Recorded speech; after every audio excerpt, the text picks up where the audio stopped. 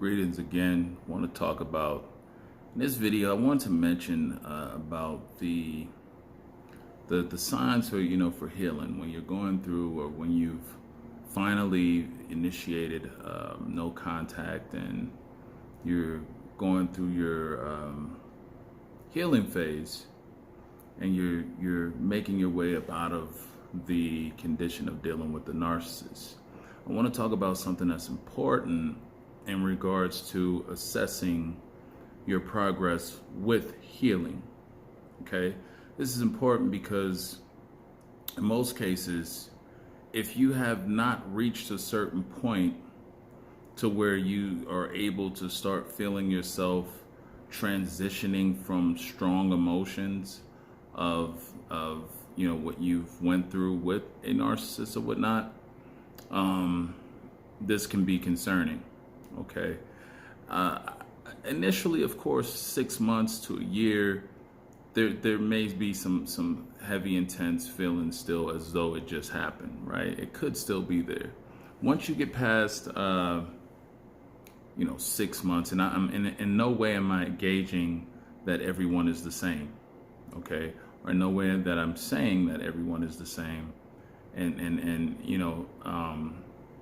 at least trying to put it as though we all recover at the same time. I'm not saying that in any way, but what I am saying is that there's a certain period, there's a certain point in time where the emotions, the intensity of the emotions and the hurt should start to subside, right?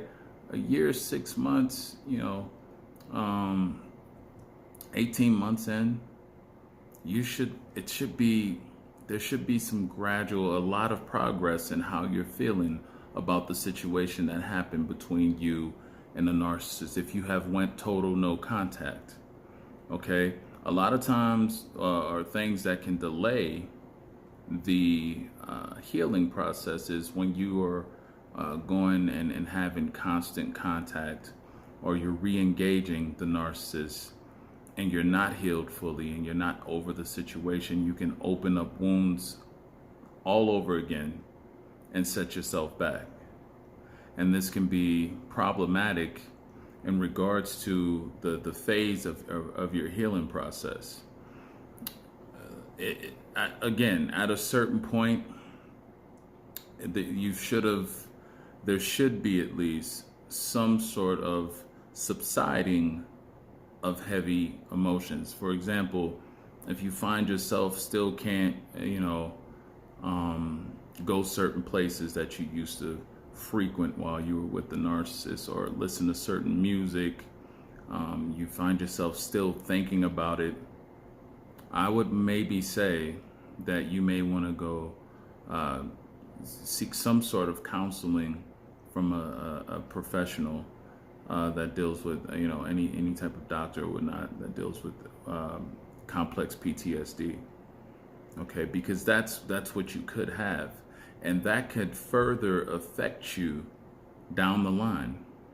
This can cause additional problems that can hinder you in your progress down the line. And this is something that you don't want lingering over your head. You really don't want this lingering over your head to where you've become dysfunctional yourself in some sort of way, right?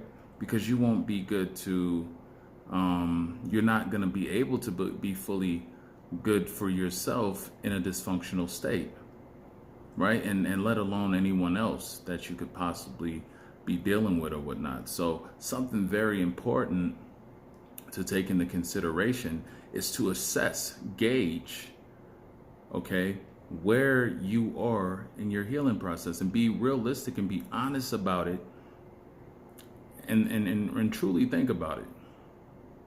Truly think about where you are and how do you really feel. And if you're honest about it and you see like, wow, I'm still feeling intense about it, I can't stop thinking about it, and it's been over a year and you've been no contact fully, don't think that, I'll just ride this out. Some of you may need that more advanced attention and counseling to get you over that hump. Okay? A lot of things can set in. Depression can set in. And depression is a thing that, it's very tricky. It can go unnoticed in many different ways where you don't even know that you're depressed, but you're operating in a depressed state. You're operating in a state where you don't feel fulfilled, right? Where you have lack of energy, you have lack of motivation, things don't excite you about life. You're just kind of going along with the flow of day-to-day activities, right? And if you find yourself in that state, go get some help. Don't try to, play it out and wing it out and be alone and try to tough it out. And don't allow your pride to go before you to stop you from going to get help. It's one thing to watch the videos, but sometimes you need a one-on-one customization of your healing, of developing a strategic plan to go along with for your healing. Because some of us don't grasp it the same way. Some of us aren't able to pull ourselves out of it the same way.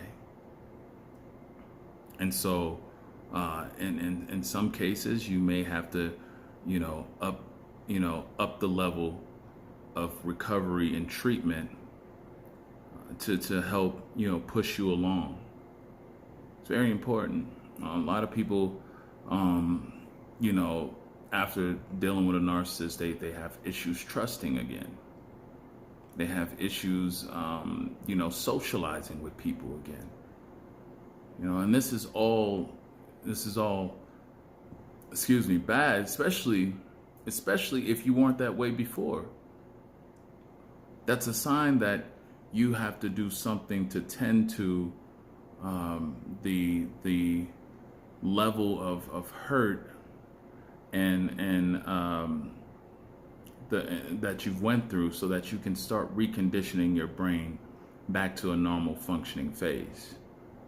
Important, really important to think about.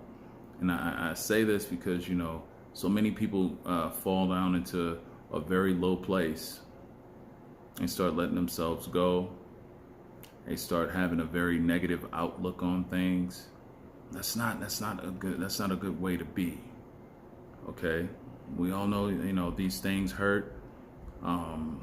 They can alter you in certain ways, but you have to be able to find a way to get back to your normal functioning, operating self, resetting yourself back to who you were.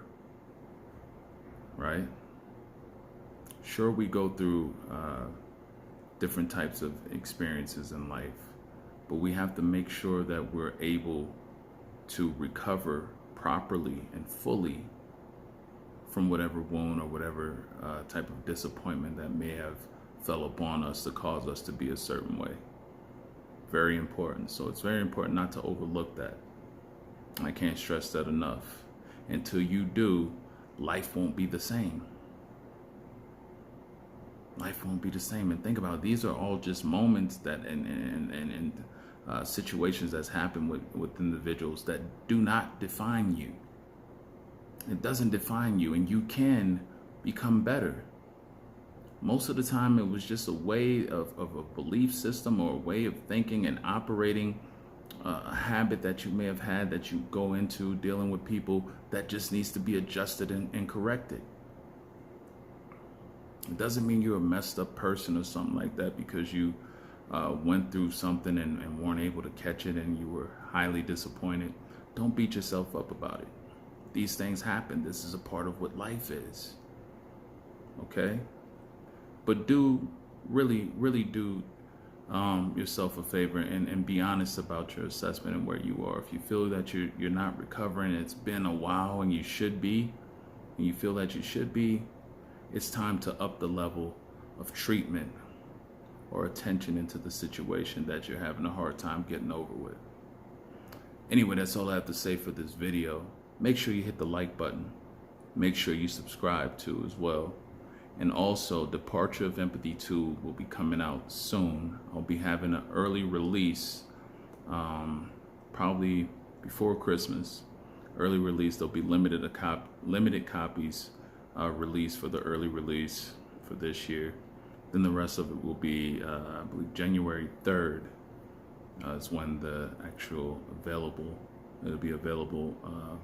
The full documentary will be available at that point, but it will be a full early release of it coming soon.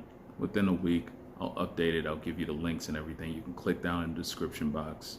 A lot of people have asked me, where do you get the first Departure of Empathy? The first Departure of Empathy has been available, still available. Click the description box below, and it'll take you right to where you can get your copy. All digital. It's downloadable, so there's nothing to be mailed out or anything. And that's the same thing that will go for Departure of Empathy 2. All right, there's still some Quiet Weapons for Silent Wars, the tour that I did, that's still available too. And click in the description box, that's all there too as well. Anyway, till next time, love yourselves. Have a good one, everyone. Bye now.